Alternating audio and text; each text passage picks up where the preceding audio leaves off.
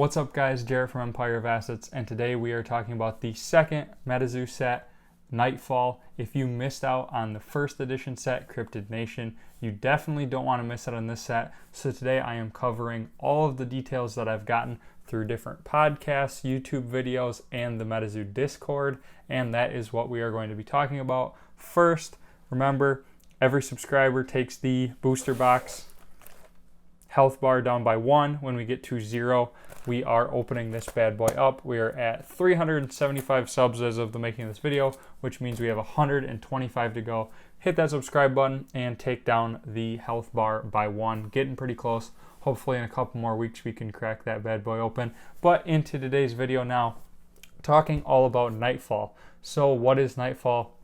Nightfall is the second Metazoo set. It's going to be based around sort of a Halloween theme. I have a couple sneak peeks of cards that I will show you guys, and I will tell you everything we know so far. So because it's based around Halloween, like I said, I think they're shooting now for an early November release date. Originally it was October 30th or 31st on Halloween, but I think that got pushed back a little bit, I'm sure with printing issues and all of that stuff. That's why I got pushed back a little bit. There's a lot of big changes. The first big change I want to talk about is the price increase across the board. Booster boxes are going up in price by 40%, which is a lot. So I'll run through all of the new prices quick. Booster boxes are going to be $140. Blister packs are going up from $4 to $5. Spell books are going from $40 to $50. Theme decks are going up to $15. I think they were originally like $8. And the release event decks are going up to $20, and they were like $14. So as you can see, pretty big price hikes across the board. I think at 20% at the lowest and 40% on the booster boxes is the highest increase. And this was quoted as being due to increase in materials to make the cards. The actual stock that they use to make the cards supposedly has tripled in price. Very hard to get. I'm sure printing prices have gone up. This is kind of one of those things. It is what it is, right? The product's super hot. It's sold really well. I think that they're probably doing this because prices went up. I don't think they're doing it to kind of hose people because they see that this product sold so well, so now they think they can squeeze more money out of everybody. However, you look at a game like Magic the Gathering where sets have been increasing. They're charging $200 to $300 for a booster box pretty much right out of the gate. That probably doesn't help the situation of trying to have a competitively priced product and staying under that $100 a booster.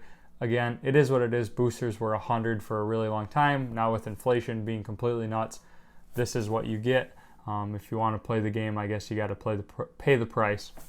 So that's kind of one maybe disappointing thing, but then the rest of the stuff we have to talk about is all very exciting.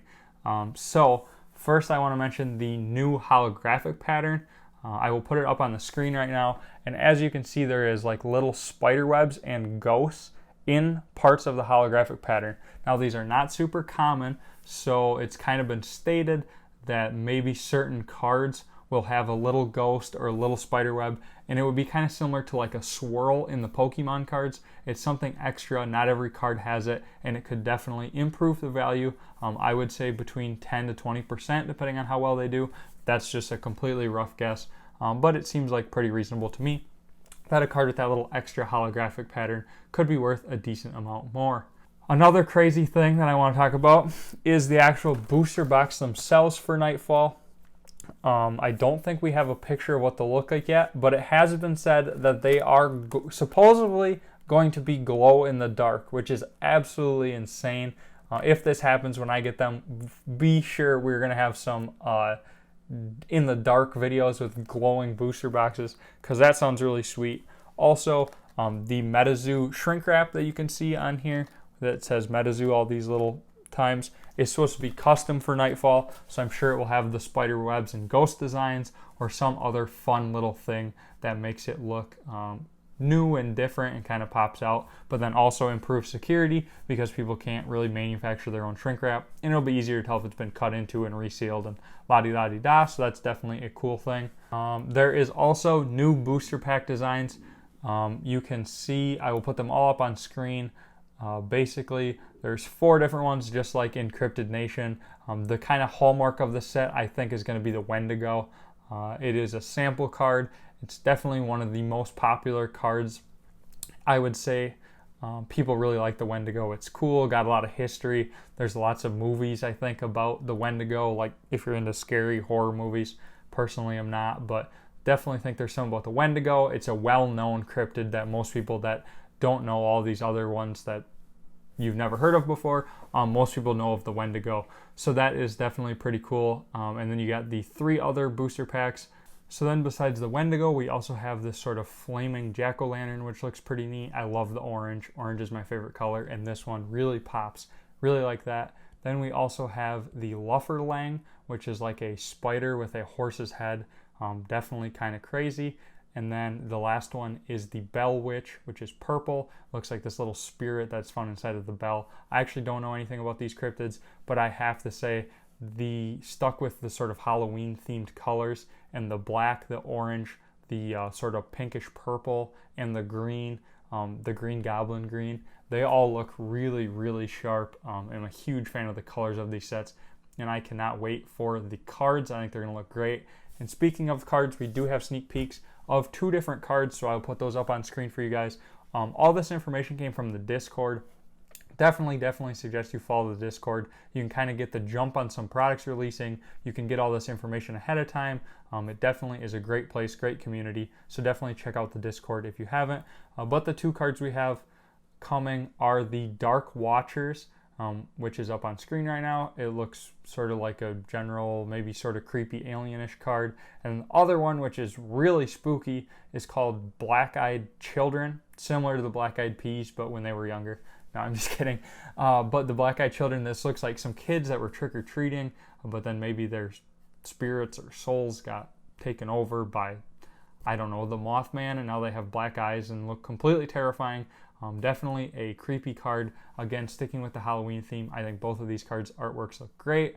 I know a lot of people are not a fan of the Metazoo artwork, but I think it's really fun. I think the designs in these are really great, and I think the sets are only going to continue getting better and better as we go. Then some things not related to Nightfall, but related to Metazoo that I did want to touch on.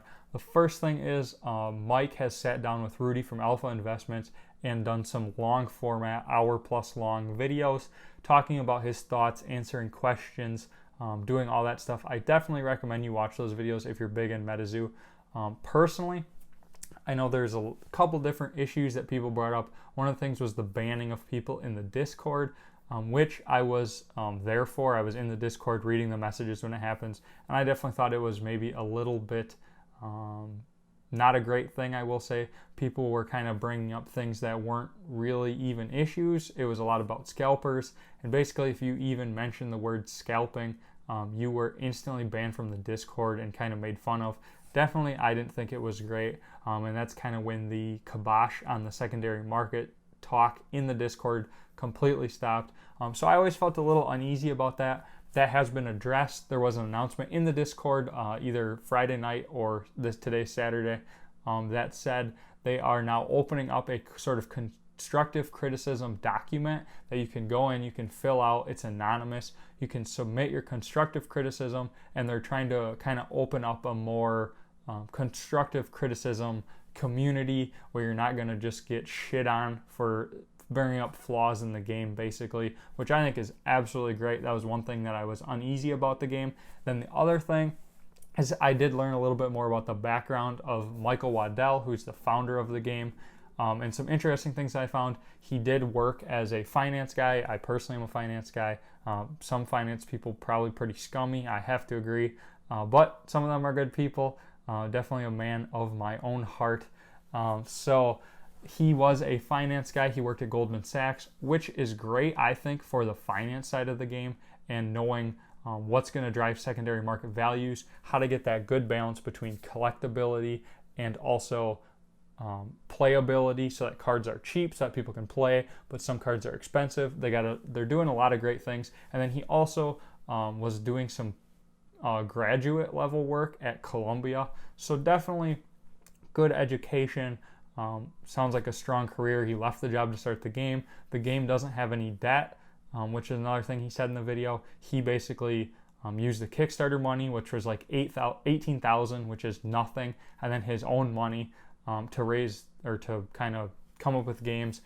So it's not owned by anybody else. There is no Hasbro saying bump up the profits, which I personally think is a huge problem in today's modern economy. Basically, is everybody's trying to make the best bottom line every quarter. All the executives are trying to get the bonuses, and it can really cause companies to take short-term gains and lose long-term, whereas Metazoo has none of this. Mike has said he wants to work on this project for the rest of his life.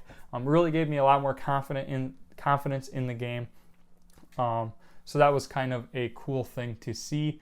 And then the last thing I wanted to touch on is Metazoo Cryptid Nation 2nd edition or second printing or whatever you want to call it is coming out after the release of Nightfall. So it'll probably be, I think, November, December timeline.